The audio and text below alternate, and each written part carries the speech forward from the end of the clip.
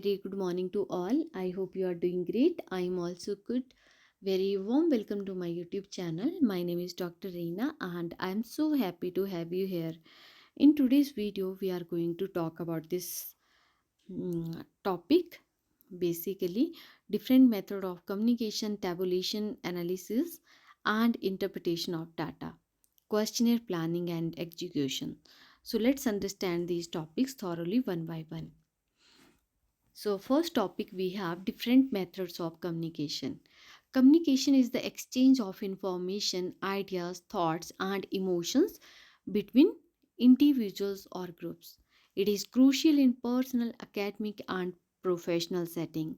As you are aware about this thing, like when you want to deliver a message to other person, then communication plays an important role in that case. Okay, so when you want to give a presentation, when you want to convey your ideas or thoughts with the other person, in that case communication is important.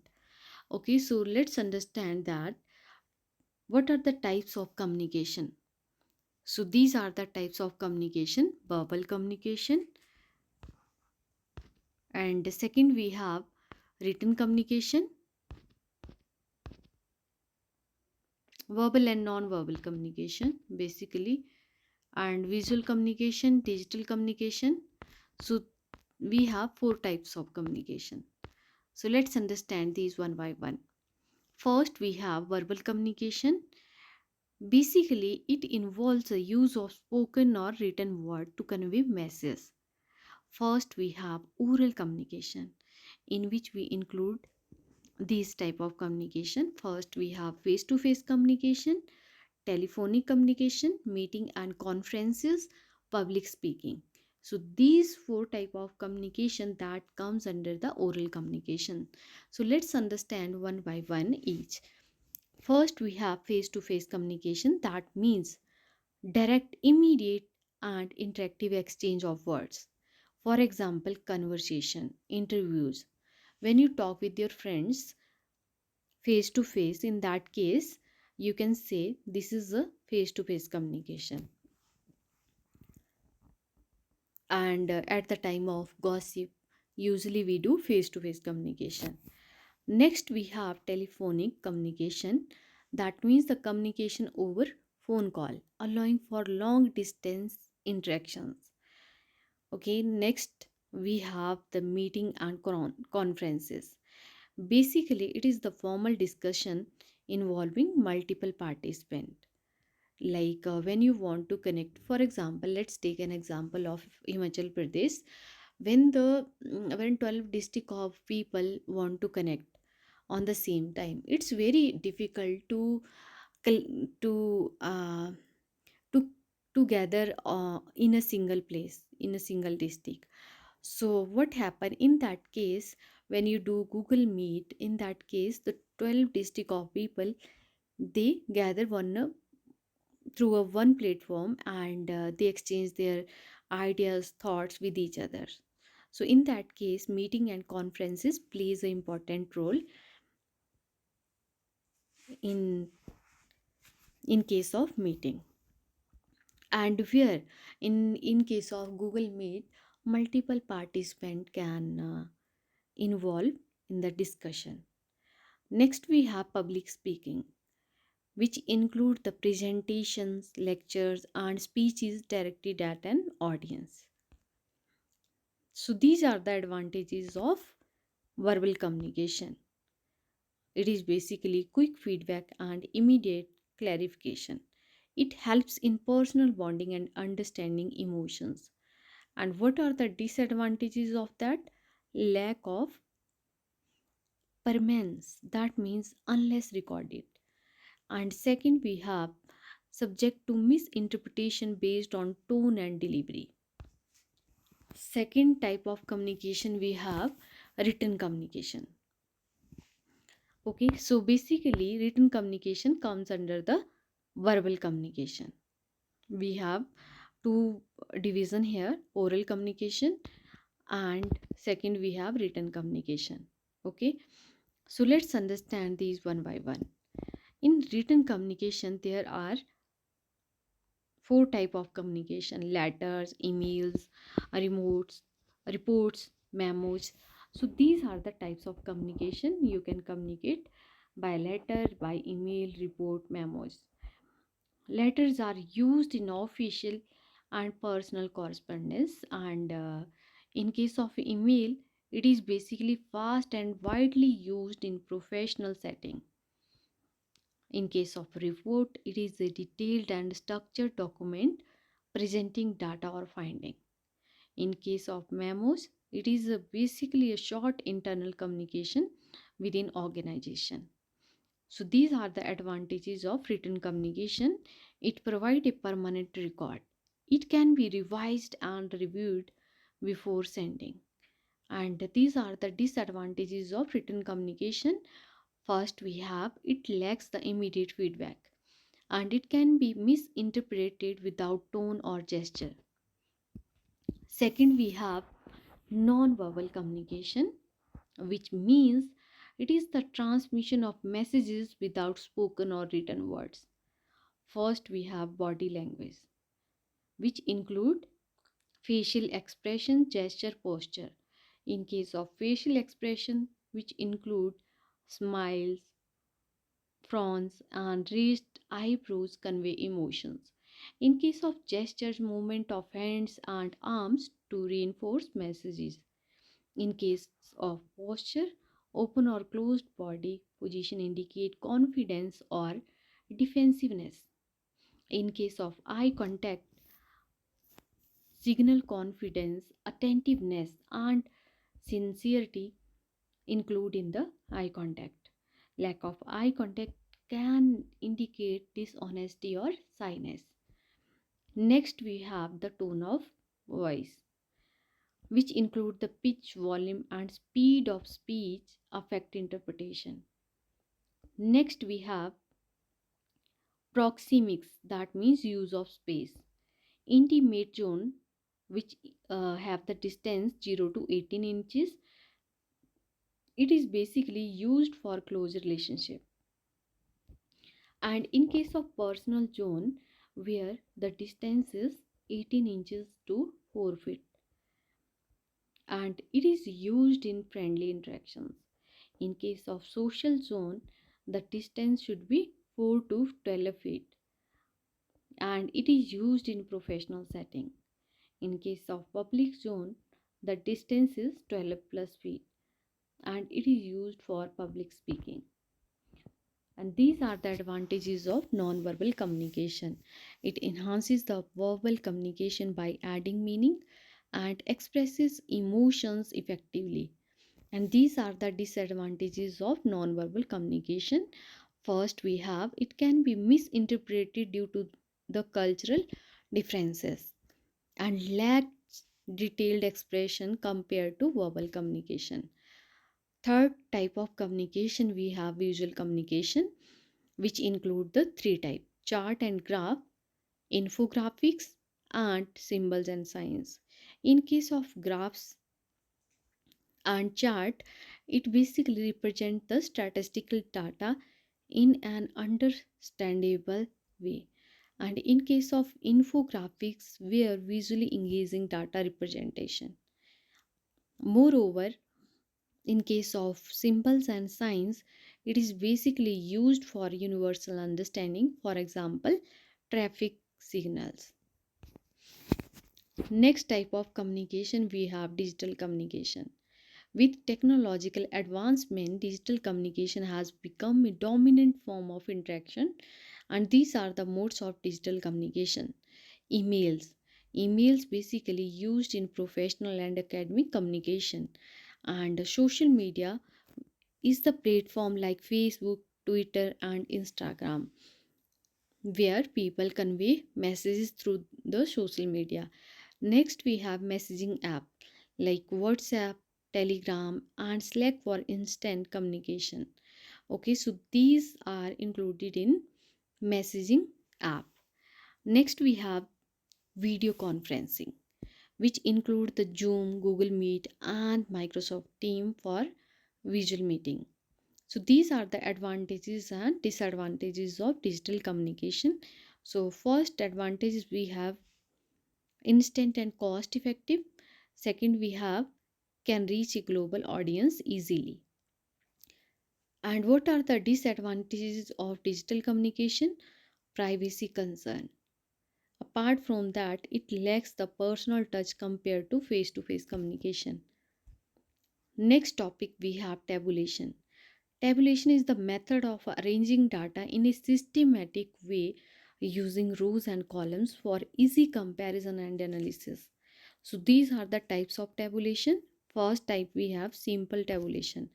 Second we have double tabulation, complex tabulation. So let's understand these one by one. In case of simple tabulation, where it displays the data on a single variable. For example, number of customer purchasing different brands of skincare product. So these are the brands, brand A, B and C. And these are the number of customers that they basically buy the brand A. 150 customers buy the brand A and 120 customer buy brand B, 180 customer buy brand C. Next we have double tabulation, which include the two interrelated variables. For example, number of male and female customers buying different brands, which include like we have three brands, brand A, B and C. Okay, and we have two categories in which we have two variable. First variable we have male and second variable we have female customers. 70 male customer purchase brand A and 80 female customer basically they purchase brand A, and 60 male and 60 female customer purchase brand B, and 90 male and female purchase brand C. Next we have the complex tabulation. It includes the multiple interrelated variable. Okay, like we have brand A, B, C, but in case of age group 18 to 25, this is the one age group, and second age group we have 26 to 35, and third age group we have 36 plus, and total we have male and female in all categories. So these are the numbers with respect to each brand. So you can see in the diagram clearly it is basically included the multiple variables, and these variables are interrelated with each other. Next topic we have analysis and interpretation of data. Data analysis involves the processing collected information to identify pattern and relationship. These are the steps in data analysis. First step we have collection of data, which include the surveys, interviews or secondary sources. In case of data cleaning, basically it removing the errors, inconsistencies or duplicate values. Next we have classification of data, which have basically grouping data based on specific characteristics. Next we have data presentation. It is using the chart, graphs and tables. Next we have statistical analysis, where we basically calculate mean, median, mode, percentage, correlation, etc. And next we have interpretation, where we drawing the meaningful conclusion after analysis of data. Next topic we have the types of data analysis. So these are the types of data analysis. First we have descriptive analysis, which include the summarizing data. For example, average age of customer. And in case of comparative analysis, it compares the different groups. For example, brand preference of male versus female. And next we have the trend analysis. It identifies the pattern over time. For example, increase in organic cosmetic purchases. Next we have inferential analysis. It is basically used statistical method to make predictions. Next topic we have questionnaire planning and execution. In case of questionnaire is the research tool used to collect data systematically from respondent. And these are the steps of questionnaire planning. First, we have to define the objective, and after that, focus on the target audience. And remember this thing, which kind of questionnaire that you used, like what kind of question that you want to ask from the customer. It may be open ended, it may be closed ended, okay, and it may be the based on Likert scale.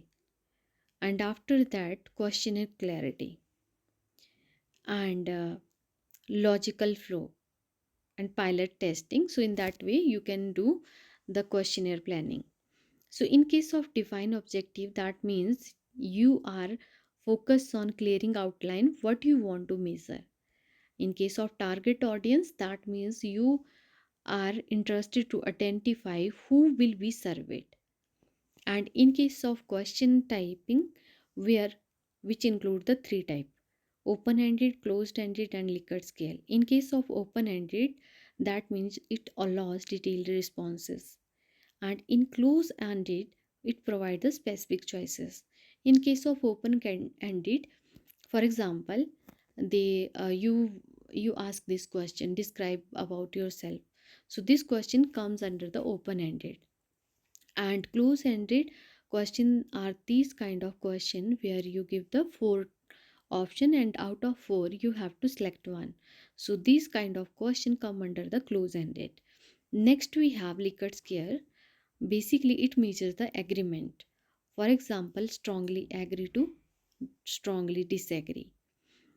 Next we have the question clarity, which means it ensures the simplicity and avoid ambiguity. Your questions should be clear.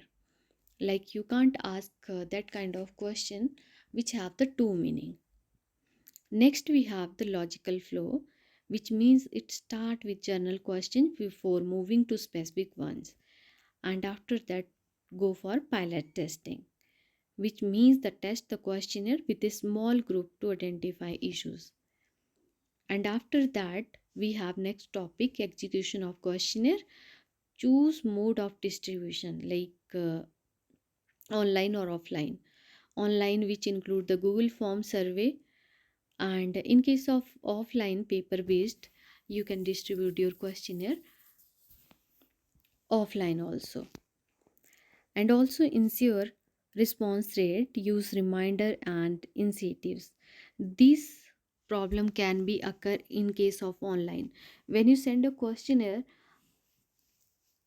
by social media, through online media, so in that case maybe some customers not able to fill your questionnaire on time. So in that case, send a reminder to the customer on time, okay. And after that, data collection, which means to maintain and accuracy and reliability. After that we have analysis and interpretation, like you use the statistical tool like SPSS, Excel, or thematic analysis for qualitative responses. So come to the conclusion, effective communication is vital for personal and professional success. Tabulation and data analysis help in organizing and interpreting research data. A well structured questionnaire ensures the accuracy of research finding, making it a valuable tool in surveys and studies. So that is all about for the today's video. Thank you so much. If you like this video, then do like and comment on this video, and also subscribe my channel. Bye bye. Take care. Keep learning, keep growing, and keep signing. Take care.